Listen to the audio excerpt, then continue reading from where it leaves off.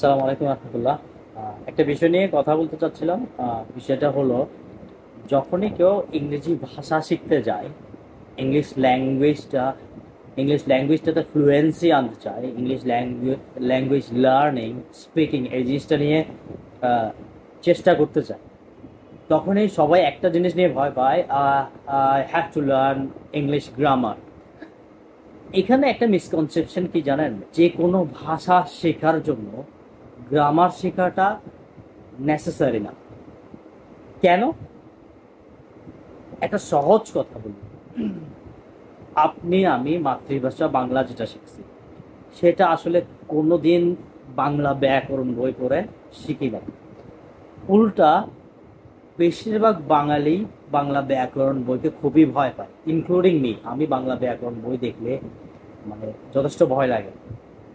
যেমন আমাদের যখন ব্যাকরণ ছিল, বাংলা ব্যাকরণ ছিল কোন কালকে কোন বিভক্তি, কি সিদ্ধ সন্ধি, যেগুলো বলতো কিছুই আমার মনে নাই। কিন্তু আমার মানে দেখলে এগুলো ভয়ই লাগে। দেখেন, ল্যাঙ্গুয়েজ লার্নিং স্পিকিং এর ক্ষেত্রে গ্রামাটিক্যাল মিস্টেক করা যাবে না, এটা এক বিষয়। আর খুঁটিয়ে খুঁটিয়ে গ্রামারের প্রতিটা বিষয় শিখতে হবে, এটা আরেক বিষয়। মিসকনসেপশন হচ্ছে যে আপনি গ্রামার না পড়েও ইংলিশ ল্যাঙ্গুয়েজটা শিখতে পারবেন, যেভাবে আপনি মাতৃভাষা শিখছেন বাংলা। আমি বাংলা ভাষা শিখছি বাংলা ব্যাকরণ না পড়ে, শুনে, বিভিন্ন রকম বই পুস্তক পড়ে, বিভিন্ন শিক্ষকের কাছে গিয়ে। যখনই আমি আরেকজনের সাথে কমিউনিকেট করা শুরু করছি, তখনই আমার ভাষাটা, যার সাথে কমিউনিকেশন করতেছি বা যার ভাষাটা শুনতেছি, ব্রেইন সাবকনসিয়াসলি তার ভাষাটা অ্যাডাপ্ট করা শুরু।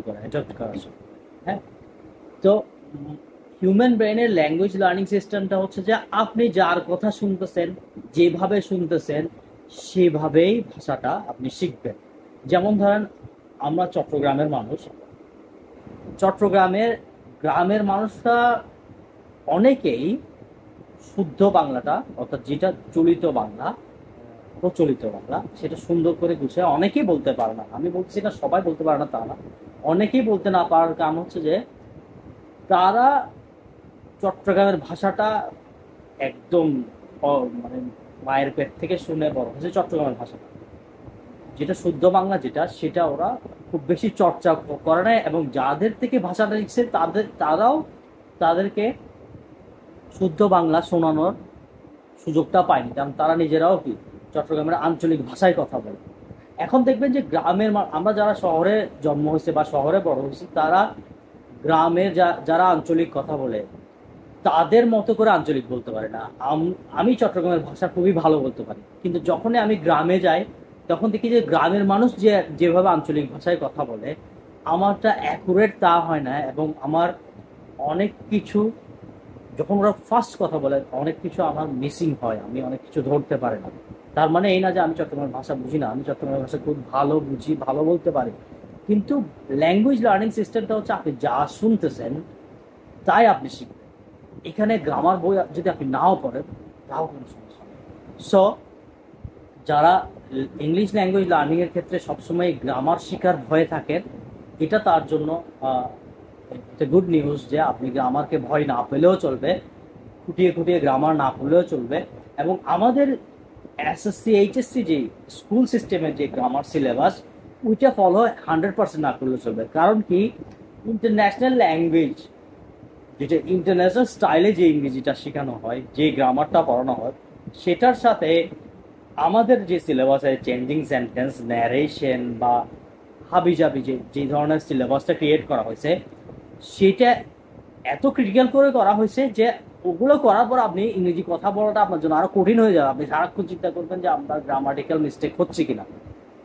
সো সহজ কথা হলো, ইংরেজি ভাষা শিখতে হলে যতটুকু না আপনি গ্রামারকে গুরুত্ব দিবেন, তার চেয়ে বেশি গুরুত্ব দিবেন ইংরেজি শুনে শুনে শেখা, কমিউনিকেশনটা ফলো করা, তারও তো যেটা বলতেছিলাম, আসলে ল্যাঙ্গুয়েজ লার্নিং এর জন্য যেটা করতে হয়, আসলে কারো কমিউনিকেশনটা ফলো করা, কারো কারো ল্যাঙ্গুয়েজ স্টাইলটা ফলো করা, শুনে বলা। একটা ছোট বাচ্চা যেভাবে ইংরেজি কথা বাংলায় কথা বলা শিখে বা নিজের মাতৃভাষায় কথা বলা শিখে, ঠিক সেভাবে আসলে যে কোনো ভাষা শিখতে হয়। একটা ছোট বাচ্চাকে আপনি কখনোই গ্রামার বই ধরা দেবেন না, বলবেন যে, ধরো বাবা আমার এত সময় নাই, তুমি ধরো গ্রামার বইটা নাও, ব্যাকরণ বইটা নাও, এভাবে তুমি মাতৃভাষাটা শিখো। একটা ছোট বাচ্চা কিভাবে শিখে? সে বড়দের থেকে যেভাবে কথা বলতে শোনে, সেটা সে রিপিট করার চেষ্টা করে। রিপিট করতে করতে, যেটাকে মিমিক্রি বলে, মিমিক্রি করতে করতে সে আস্তে আস্তে একদিন সেই ভাষাটাতে এক্সপার্ট হয়ে যায়। তাহলে শুধু একটা জিনিস ফলো করলে আপনি যে কোনো ভাষা, ইভেন ইংলিশ ল্যাঙ্গুয়েজটা শিখতে পারেন। সেটা হচ্ছে মিমিক্রি করা বা কাউকে শুনে শুনে তাকে অনুসরণ করে সেই জিনিসটা বারবার বলার চেষ্টা করা। এটাই হচ্ছে কি ইংলিশ ল্যাঙ্গুয়েজ লার্নিং এর এবং যে কোনো ল্যাঙ্গুয়েজ লার্নিং এর সিস্টেম। এখন দেখেন, grammar and language learning is not the same. Grammar শেখা মানে আসলে আপনার রাইটিং স্কিলটা ইমপ্রুভ করা, সেন্টেন্স মেকিং এ মানে একদম পুঙ্খানুপুঙ্খ বিষয়গুলো স্টাডি করা। এবং এক্ষেত্রে ইভেন রাইটিং এর ক্ষেত্রেও এত পুঙ্খানুপুঙ্খ পড়তে হবে এমনটা আসলে জরুরি না। আচ্ছা, এটা নিয়ে পরে কথা বলবো। তবে গ্রামারের আসলে মূল উদ্দেশ্য হচ্ছে সেন্টেন্স মেকিংটা হওয়া। যেমন আপনি কথা বলতেও সেন্টেন্স মেকিংটা শুদ্ধ হওয়া, লিখতে গেলেও সেন্টেন্স মেকিংটা শুদ্ধ। এবং এটার জন্য আপনি একটা ছোট বই আছে, সেটা আপনি পড়লেও পারেন, না পড়লেও যে ক্ষতি আছে এমন কিছু না।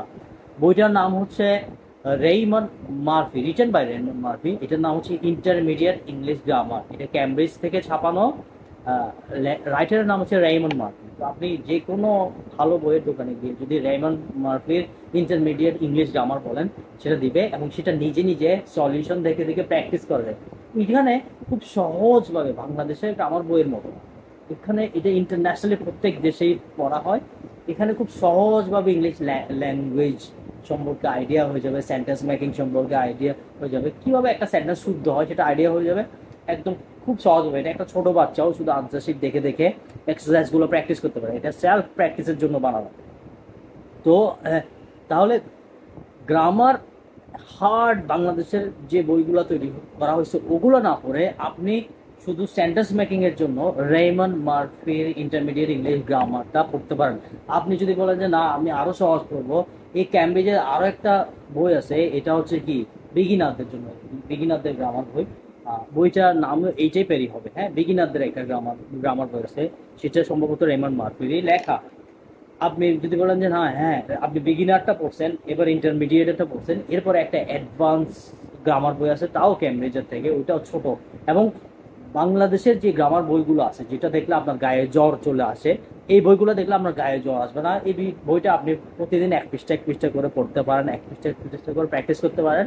আপনার কাছে তখন মনে হবে যে আসলে ছোট থেকে আমাদেরকে ইংরেজিকে যত কঠিনভাবে পড়ানো হয়েছে বা শেখানো হয়েছে, আসলে ইংরেজি তত কঠিন না। এরপরে আরেকটা বিষয় তো বলছি যে আসলে যে কোনো ভাষা শেখার উপায় হচ্ছে আপনি একটা ছোট বাচ্চাকে দেখবেন যে সে আসলে কিভাবে শেখে। সে আসলে মিমিক্রি করে, রিপিট করে, যেটা শুনে সেটা বলে, এবং আপনি যার কথা শুনবেন আপনি তার মতোই কথা বলবেন। এটা হচ্ছে ফ্যাক্ট। এখন দেখেন, যে বলছিলাম যারা আঞ্চলিক ভাষা শিখে তারা আঞ্চলিক ভাষিক, কারণ সে এমন পরিবেশে এমন পরিবারে বড় হয়, সেখানে আঞ্চলিক ভাষাটা বেশি বলা হয়। সে ছোট থেকে ওটা শুনে বড় হয়েছে, সেজন্য সে সেটা বলে। অর্থাৎ ভাষার সাথে শোনার সম্পর্ক, এমনকি রিডিং এর সম্পর্ক অনেক কম। এরপরে আমি যে কথাগুলো বললাম, এই কথাগুলোর আপনাকে রিসোর্স যদি বলি, আপনি দেখবেন যে একটা ভিডিও আছে টেড টকে, how to learn any language in 6 months, মানে 6 মাসের মধ্যে কিভাবে যে কোনো ভাষা শেখা যায়। এটা খুবই ছোট একটা ভিডিও, একজন মানুষ ল্যাঙ্গুয়েজ নিয়ে উনি রিসার্চ করছে কিভাবে ফাস্ট শেখা যায়, এবং উনি বলছে যে 6 মাসের ভেতর যে কোনো নতুন ভাষা শেখা পসিবল, এটা কোনো ব্যাপারই না। এবং উনি তার যুক্তিগুলো সেখানে দাঁড় করাইছে এবং প্রমাণ সহ দাঁড় করাইছে, এবং সেখানে একটা সার্ভে দেখাইছে তারাই দ্রুত যে কোনো ভাষা শিখতে পারে যারা গ্রামার পড়ে না, গ্রামারটাকে বাদ দিয়ে পড়ে, অর্থাৎ গ্রামারটা কম পড়ে অথবা গ্রামার পড়ে না। আর যারা শুধু গ্রামারে ফোকাস করে, গ্রামার ঠিক করতে চায়, গ্রামার নিয়ে পড়ে থাকে, তাদের ল্যাঙ্গুয়েজ লার্নিংটা স্লো হয়। তারা খুব দ্রুত ভাষা শিখতে পারে না, কারণ তাদের ফোকাস সবসময় থাকে যে আমার কি গ্রামাটিক্যাল মিস্টেক হচ্ছে, গ্রামাটিক্যাল স্ট্রাকচারটা কি, রুলসটা কি। এবং আমাদের দেশে যেভাবে স্ট্রাকচার বেসড গ্রামার পড়ানো হয়, আপনি ইন্টারন্যাশনাল বইগুলোতে দেখবেন যে এইভাবে স্ট্রাকচার বেসড মুখস্থ করাটাকে ওরা আসলে খুব বেশি সাপোর্ট করে না। তাদের বইগুলোর গঠনগুলো খুবই সুন্দর, সহজ, কিছু এক্সারসাইজ থাকবে, এক্সারসাইজ অনুসারে আপনি এক্সারসাইজ করতে করতে ল্যাঙ্গুয়েজটা শিখবেন। তো এইগুলো হচ্ছে আসলে কথা। যারা ইংরেজি ভাষা শিখতে চান তারা গ্রামারকে গুরুত্ব কম দিয়ে ভাষা শিক্ষাকে গুরুত্ব বেশি দেয়। গ্রামারকে ভয় পাবেন না, গ্রামার না পড়লেও চলে অনেক ক্ষেত্রে, কারণ প্র্যাকটিস করতে করতে গ্রামাটিক্যাল এররগুলো আস্তে আস্তে ঠিক হয়ে যায় ইন দ্য বিগিনিং। এবং 100% অ্যাকুরেসি স্পিকিং এর ক্ষেত্রে কারোই আসে না। আপনি আপনি যদি ডিফারেন্ট কাইন্ড অফ মুভিজ খেয়াল করেন, দেখবেন যে ওরাও সেন্টেন্স মেকিং, অনেক সেন্টেন্স মেকিং এর ক্ষেত্রে গ্রামাটিক্যাল যে আপনি পিওর স্ট্রাকচার শিখছেন ওই স্ট্রাকচারটা ফলো করতেছে না। ধরেন একটা মুভিতে এরকম বলতেছে যে Persians are strong on the front and weak in the middle. We fight them in the middle. Okay. এখন we will fight them in the middle. না, in the middle বলে না, we fight them there. We fight them there. এখন বলছে we fight them there মানে আমরা এখন আপনি যদি শব্দ অর্থ করতে তাহলে কথাটা অনেকটা এরকম শোনাচ্ছে না, উই ফাইট দেম দেয়ার, আমরা সেখানে যুদ্ধ করি। কিন্তু বুঝেছে কি, উই উইল ফাইট দেম দেয়ার, আমরা মাঝখানে আক্রমণ করবো, আমরা উই ফাইট দেম দেয়ার বলছে।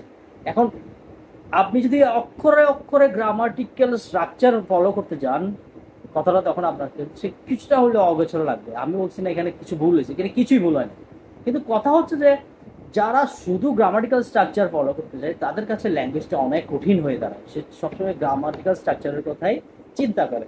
সেজন্য বলছি Persians are strong on the front and weak in the middle, we fight them there, বলছি উই ফাইট দেম দেয়ার, আমরা সেখানে আক্রমণ করবো, আমরা অথবা সামনে সেদিকে গিয়ে আক্রমণ করবো, আমরা মাঝখানে আক্রমণ করবো। এই আমরা মাঝখানে আক্রমণ করবো, আমরা মানে এটা ভবিষ্যৎ না, আমরা করবো। এখন উই উইল ফাইট দেম দেয়ার তো বলে নাই। তাহলে এত ক্রিটিক্যালি গ্রামারকে চিন্তা না করে আপনি সহজভাবে নেন, সহজভাবে চিন্তা করেন, ভাষাকে ভাষার মতো শিখেন, শুনে শুনে ভাষা শিখেন। এর চেয়ে ডিটেলস আমি আপাতত বলতে পারছি না।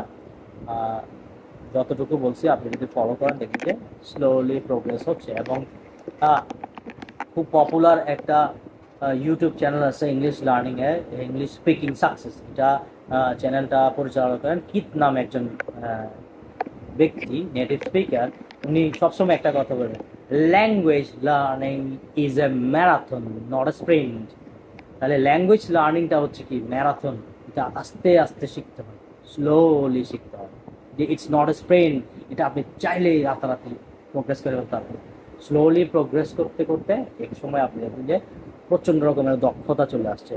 ফেসবুকে একটা লোকের ভিডিও দেখি, উনি আফ্রিকান, উনি খুব ফ্লুয়েন্ট চিটাঙের ভাষা বলতে পারে, এবং সেটা ওই চিটাগাঁয়ের কিছু মানুষ ওখানে গিয়ে সেটেল হয়েছে। চিটাগাঁওয়ানিয়ানদের সাথে মিশতে মিশতে উনি এত ফ্লুয়েন্ট চিটাগাঁওয়ানিয়ান ভাষা বলে আপনার বুঝতে অসুবিধা হবে সে কি আসলে কি বাইবোন বাংলাদেশি চিটাগাঁওয়ানিয়ান কিনা, কিন্তু আসলে উনি বাইবোন আফ্রিকান, শুধু চিটাগাঁওয়ানিয়ান মানুষের সাথে মিশে মিশে সে চট্টগ্রামের ভাষা শিখে ফেলছে। সে কোনোদিন চট্টগ্রামের তো গ্রামার বই আছে বলে আমার জানা নাই, কিন্তু সে মনে করে সে বাংলা ভাষা শিখছে। সে আসলে বাংলা ভাষা শিখে নাই, সে বাংলাদেশের একটা আঞ্চলিক ভাষা শিখছে। এবং সে বলছে তার সেটা শিখতে 12 থেকে 13 বছরের উপরে চর্চা করতে হয়েছে। তো language learning is not a marathon, it's a sprint. So sorry উল্টা বলছি, language learning is not a sprint, it's a marathon. Okay, দুঃখিত আমি বলার জন্য। Language learning is not a sprint, it's a marathon. তাহলে এখানে একটা এক্সাম্পল দেখেন, আফ্রিকান মানুষটা কিন্তু চট্টগ্রামের ভাষা শিখছে, সে বাংলা ভাষা মনে করে, কিন্তু কোনো বই পড়ে না, শুনে শুনে শিখছে, এবং সে খুবই ফ্লুয়েন্ট। আপনি ইন্টারনেটে সার্চ দিলে পাবেন আফ্রিকান মানুষ চট্টগ্রামের ভাষায় কথা বলছে, এবং সে এত ফ্লুয়েন্ট কথা বলে বোঝার উপায়ই নাই যে আসলে বাংলাদেশেই জন্মগ্রহণ করবে। ওকে, এতটুকু আমার বোঝানোর কথা ছিল।